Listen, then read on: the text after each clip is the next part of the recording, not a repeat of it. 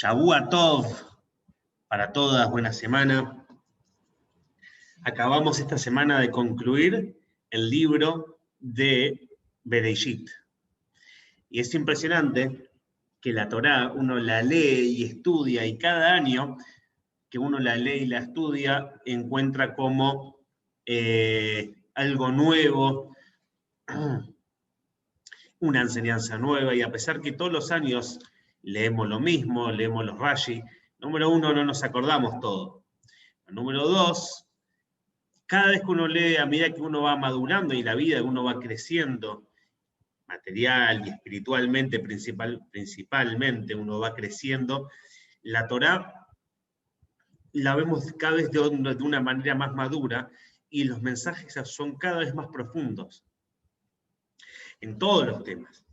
¿Sí? Entonces, cada año que terminamos el Sefer Bereshit nos emocionamos, que termina diciendo que falleció Jacob y después falleció Yosef y toda esa generación, y lo sentimos todos nosotros como que llegó un fin de ciclo y comienza un ciclo nuevo. Eso es muy interesante. Nos pasa cada vez que terminamos y decimos Hazak, Hazak, Benit Hazek, que nos fortalezcamos entre todos porque acabamos de terminar un libro de Torá.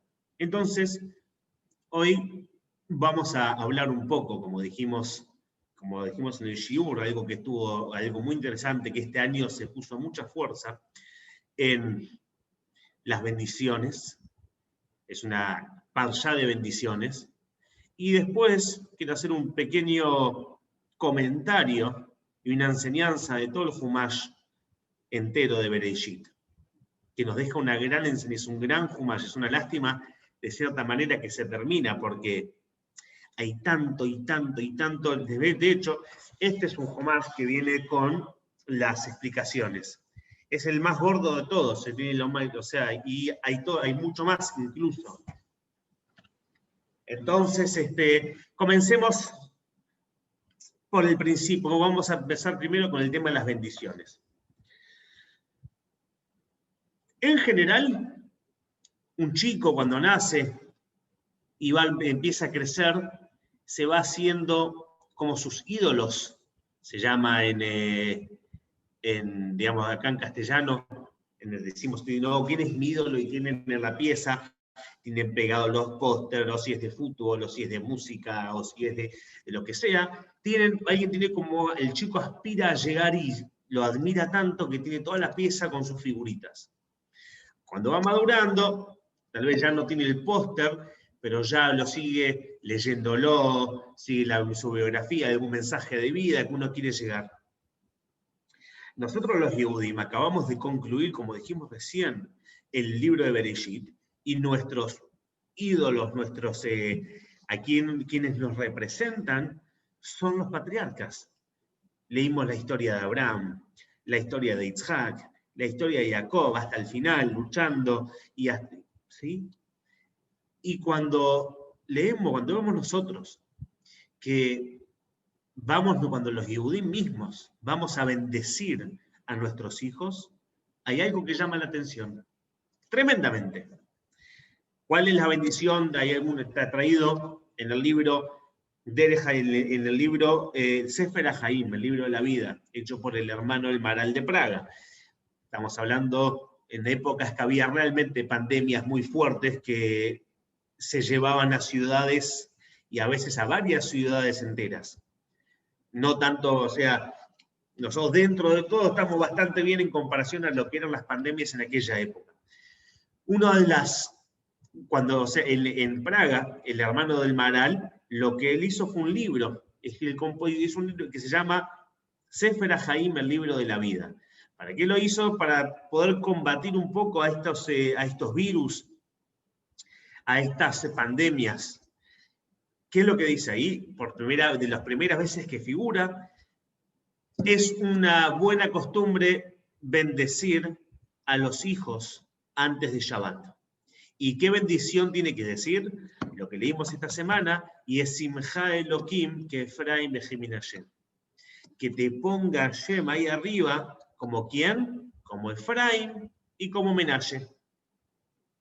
Y la pregunta dice, sí, cuando uno bendice a su hija, le dice, Yesimbeje Elohim, que te bendiga, ponga Hashem, que como quién, que Sara, Rivka, Rachel, Belea, como las matriarcas. Y la pregunta es, ¿quiénes son Efraim y Menashe? ¿Por qué? A nuestras hijas nosotros las bendecimos con las matriarcas. Y cada vez que los Yehudim hacemos tefilá, le pedimos a Sara, a Rivka, a Rachel y Lea, son las que nos representan. Y lo normal sería que, como en el resto de la tefilá, nosotros todo el tiempo recordamos a Abraham, acordate de Abraham en Ara Moría, acordate de Yitzhak en la Keidá, acordate de Jacob en Betel y acordate de Shem, todo lo que pasaron. Y de pronto, cuando tenemos que bendecir a nuestros hijos, los bendecimos como Efraim y Menashe. ¿Quiénes eran Efraim y Menashe? Como se dice, ¿qué tienen que ver en todo esto? ¿Por qué cuando nosotros queremos dar vida, dar bendición, tenemos que recordar a ellos, que son los hijos de Yosef, que la Torá no nos cuenta nada sobre ellos? ¿Qué tan importantes son? Entonces, cerrando el tema del Sefer HaHaim, dice que es una buena costumbre que los padres bendigan a sus hijos en la víspera de Shabbat. ¿Por qué en la víspera de Shabbat? Porque es un momento donde uno está tranquilo. En la semana están las corridas del trabajo y el padre puede estar un poco enojado o puede estar no con el mejor humor. Y el chico puede pensar que el padre tiene algo contra él. En el momento que se da la bendición, en la víspera de Shabbat, el papá está tranquilo, ya está en modo Shabbat, apagó el teléfono, no hay WhatsApp, no hay televisión, no hay nada. Entonces le dice, mira, yo, aunque a pesar que en la semana a veces me puedes ver un poco nervioso, sabés que yo te quiero y te aprecio mucho, por eso es el buen momento para bendecir, es en la víspera de Shabbat. En Shabbat no se ve esta costumbre porque no está traída en los escritos del Arizal, pero es una costumbre muy famosa dentro del pueblo de Israel. Muy bien. La pregunta es, ¿qué tienen que ver Efraim y Menashe? Vamos a ir a ver qué fue lo que pasó. Maise, leímos hoy algo muy raro.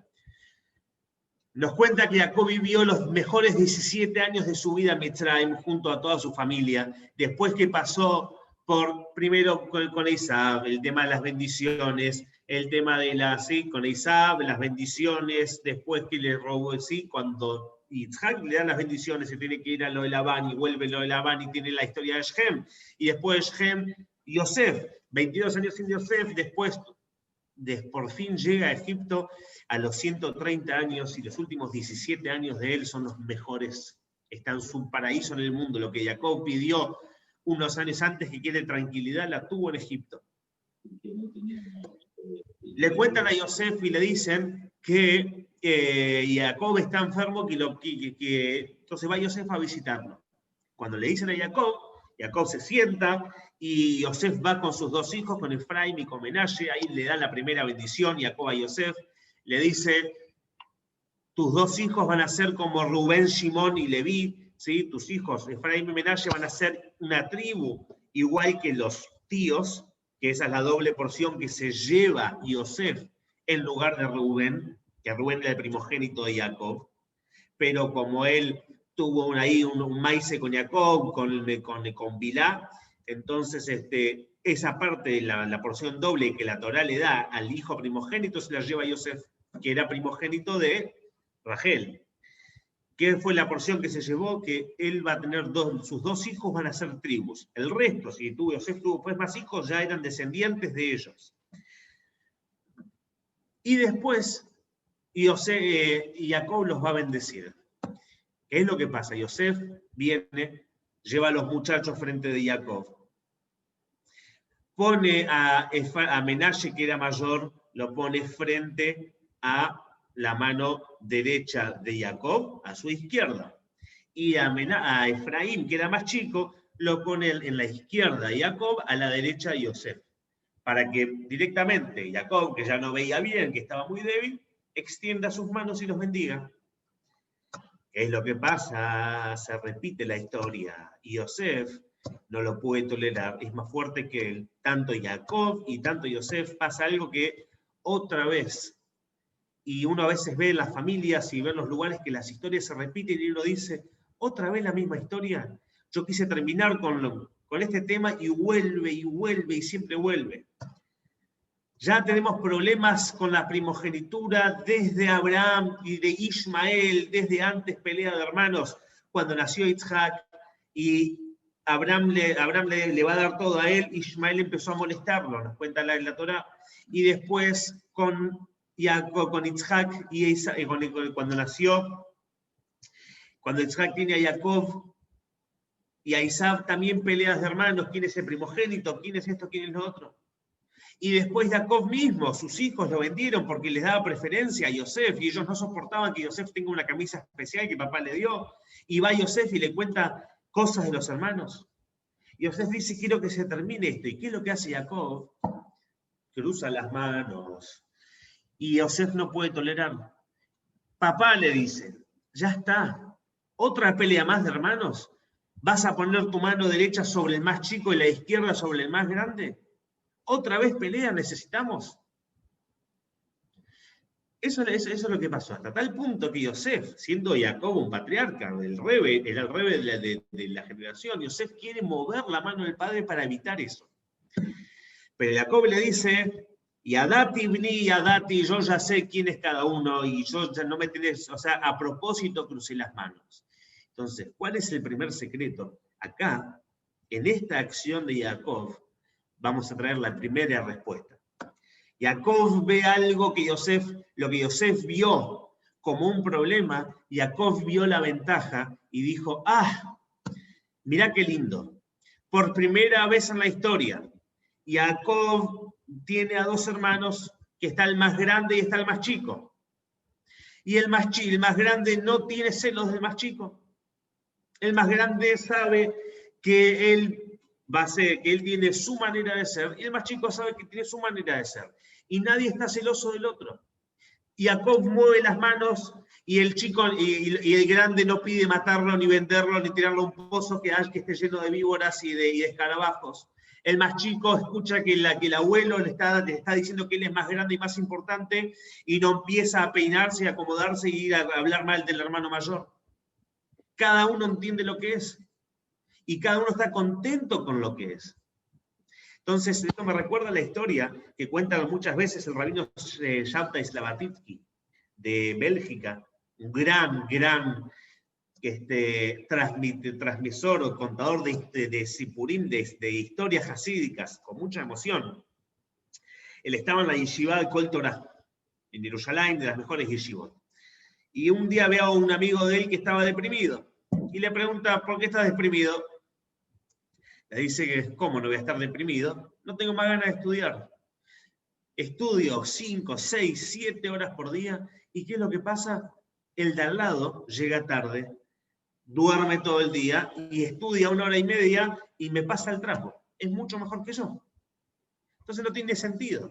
Él ya es un gaón, ya es un sabio, y yo me esfuerzo el doble y no le llego. No tiene sentido la vida, le dice.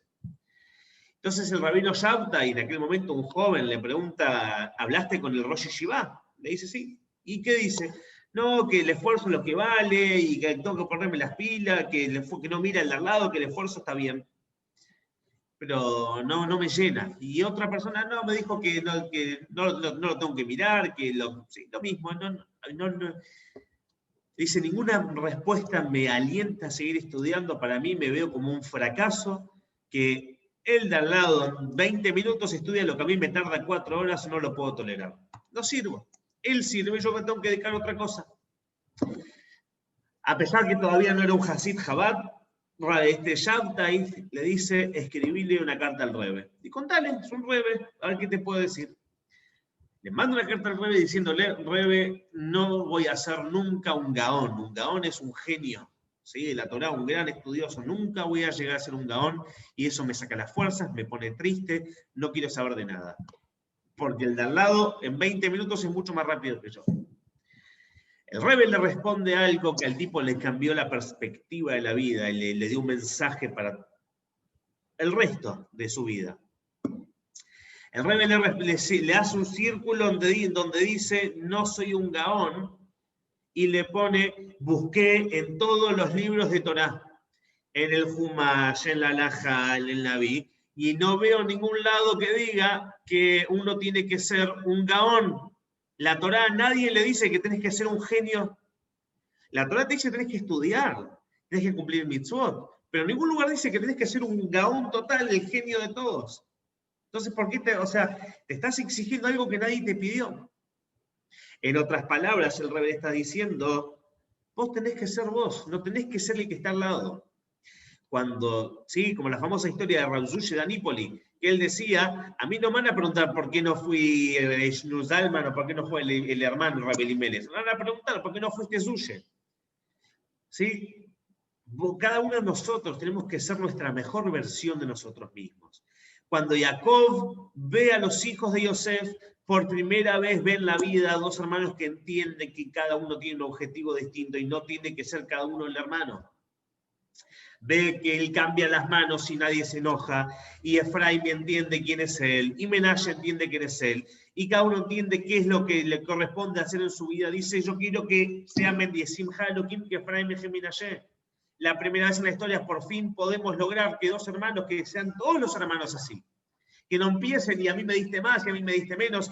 Sí, hablamos lamentablemente, cuántas veces nos llegan a nosotros peleas de herencias, y hablamos de hermanos grandes, como los hermanos de Yosef, y él se llevó más, y el chiquito le dio más, y esto. Y de pronto Jacob ve que dos hermanos, Efraim y Menashe, está todo bien, no pasó nada. Entonces viene ahí la primera respuesta, es esto. Como Efraim, como Menashe, ¿qué quiere decir?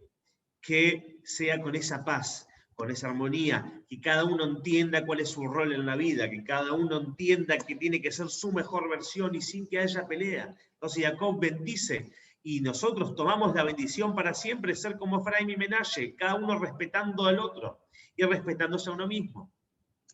¿Qué es lo que pasa? Tiene que haber algo más profundo. Porque si fuera solamente esta respuesta, nosotros vamos a preguntar, hubo otros dos hermanos que se llevaban mejor todavía, que no solamente que se aceptaban, sino que se admiraban de una manera impresionante. ¿Quiénes son los otros dos hermanos? Moshe y Aarón.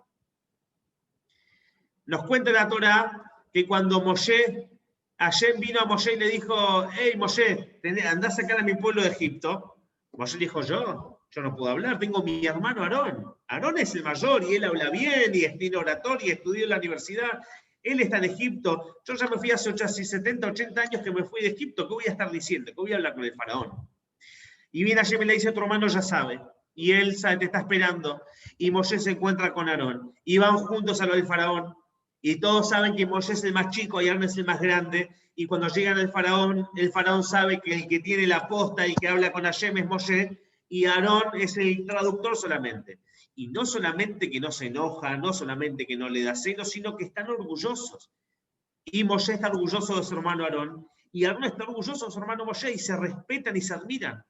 Entonces, si lo único que sería, si nosotros querríamos traer como ejemplo, hermanos, tendríamos que decir, Yesimeja Elohim, que Moshe ve a Aarón.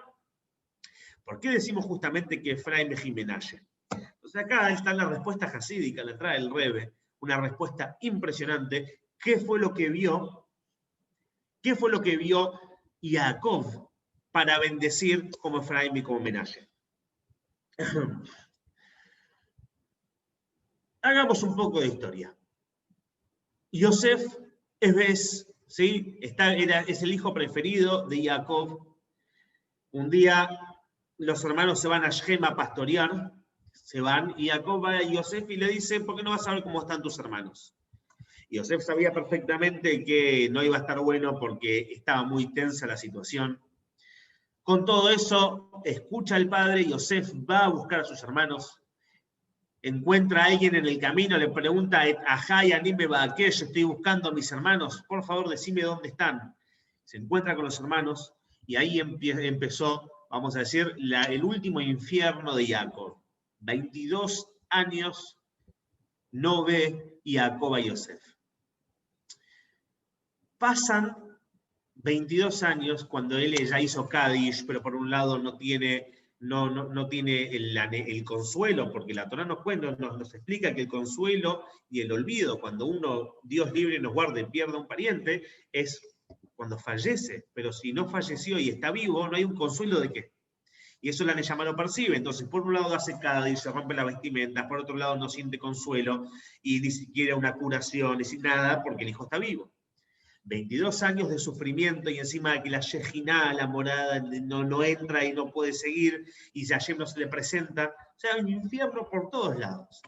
La hambruna, los hijos, todo el maíz, y vienen de pronto y le dicen, Yosef está vivo. Y no les creía. Hasta, como estudiamos la otra vez, que vio las carretas que Yosef le mandó.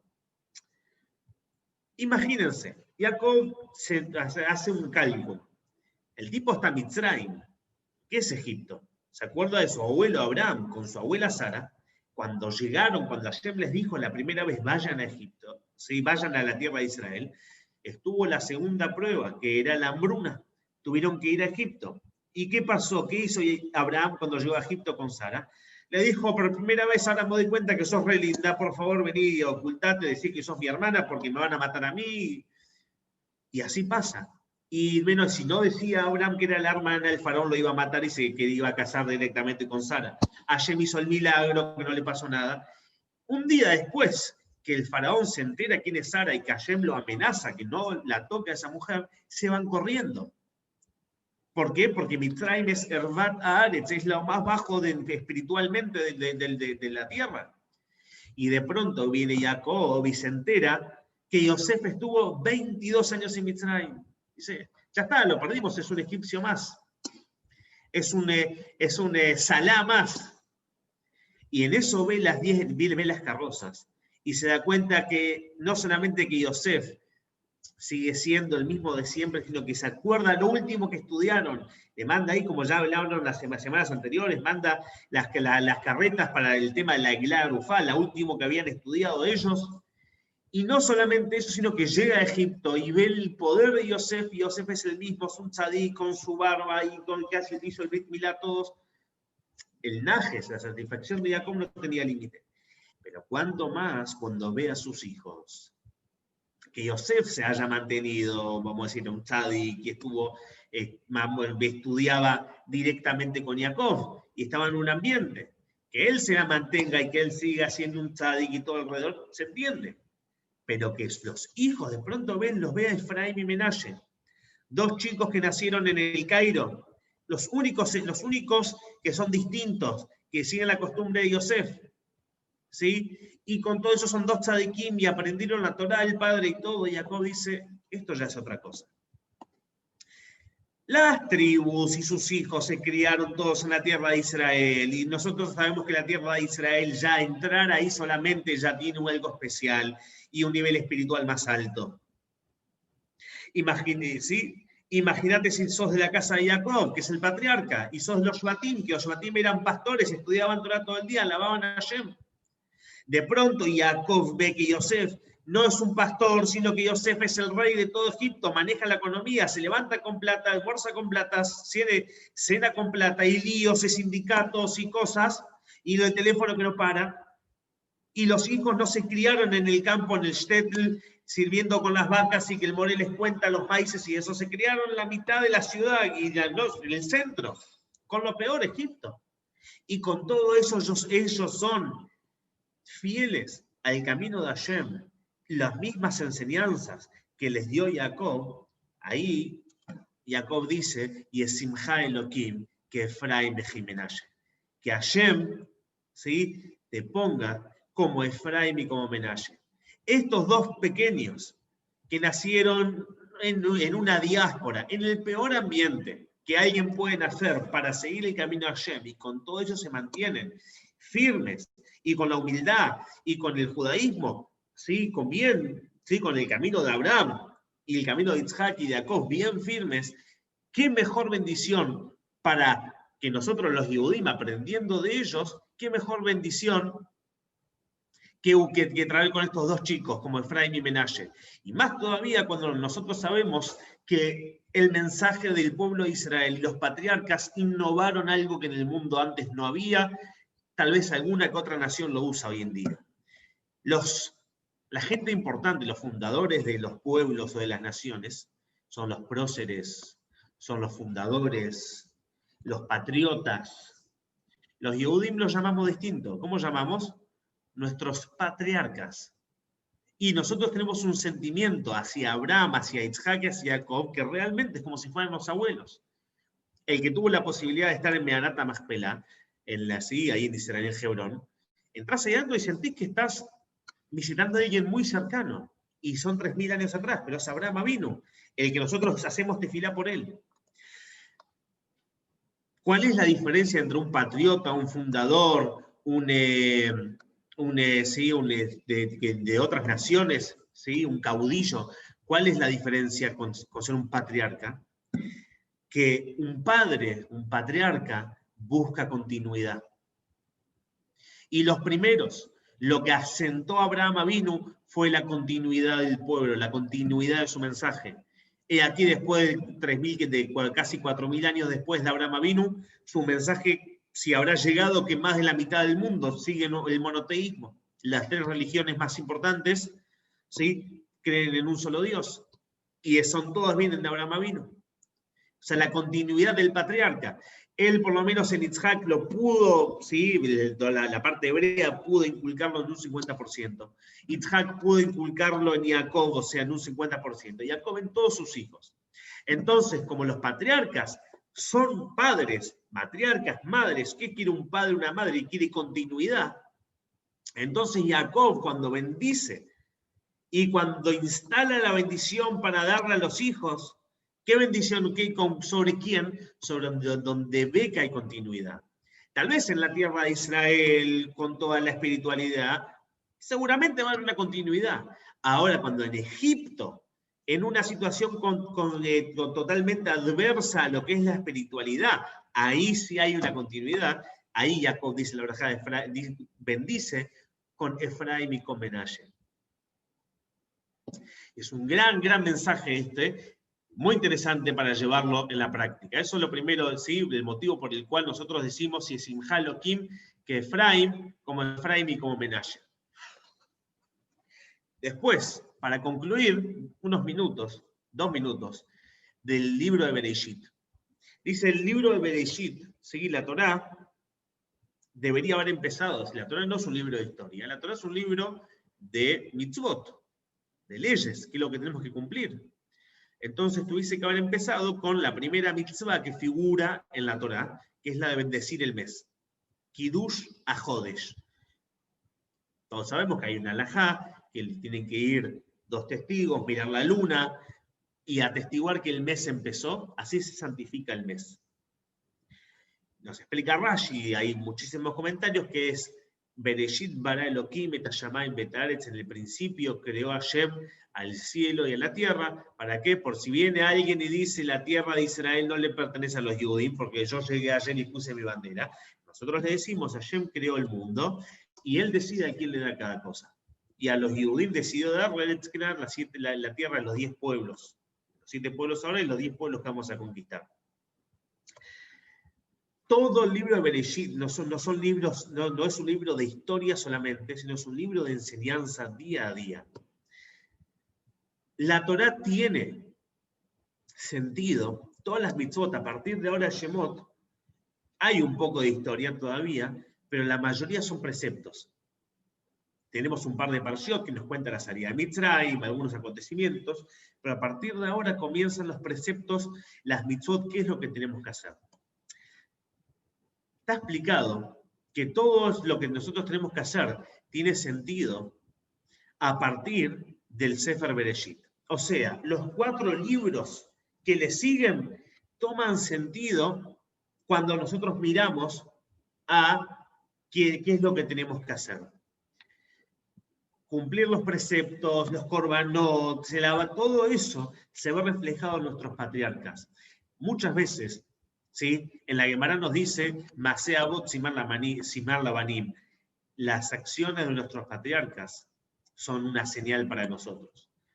Después que nosotros ya estudiamos el libro de Bereshit y vemos que es Abraham, con toda su historia, su entrega, Isaac y Jacob, cada uno en su camino, pero los 3 siendo una merkabá, una carroza que está completamente anulada, a Hashem o al carrero en el ejemplo, a nosotros nos da la pauta que a partir que cumplamos las mitzvot, todas las mitzvot, ¿cuál es el ejemplo? ¿A quién tenemos que mirar?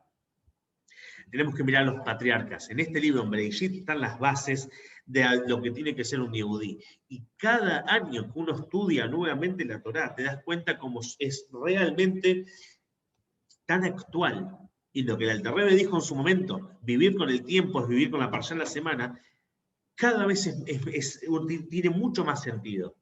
Entonces, haber concluido de estudiar el libro de Bereshit nos da a nosotros una fuerza, nos llena de inspiración y de enseñanza para que cada año tiene que ser mejor. Cada día de vida que nosotros tenemos que ser mejor que el día anterior. Cuando uno concluye algo, ¿sí? Lo estudiamos y lo analizamos, eso nos tiene que dar la fuerza para que estos 4 Humashim que continúan ahora vengan con toda la fuerza y llevemos la enseñanza. Acordémonos, judaísmo son patriarcas, matriarcas, porque tiene que haber una continuidad. Cuando nosotros leemos, terminamos de leer el libro de Bereshit, tiene mucho más sentido la continuidad. No es solamente un sentimiento de ser judío, sino que esto nos lleva a la acción, y llevar a la acción y enseñar con la acción, eso es continuidad también. Entonces me parece que es un muy lindo mensaje, que tengamos todos nosotros una Shavua Tov, una muy buena semana, que realmente podamos, como leímos hoy en una de las bendiciones de Jacob a Yehuda, que dice que ahí nos habla por primera vez de la llegada del Mashiach, ¿sí? Explícita en la Torá, que Yabó Shiloh, hasta que venga Shiloh, y ahí Rashi lo explica que ese se refiere al Mashiach, que pronto en nuestros días, muy muy pronto, podamos ser meritorios de tener al Mashiach con nosotros, vayamos todos juntos a Israel, a Jerusalén, al tercer Beit HaMikdash, con el Melech HaMashiach en nuestra cabeza, ¿sí? Frente a nosotros, que haya resurrección de Tehiat HaMeitim, de todos los fallecidos. Teikef, pronto en nuestros días. Amén. Shavua Tov, Shavua Tov.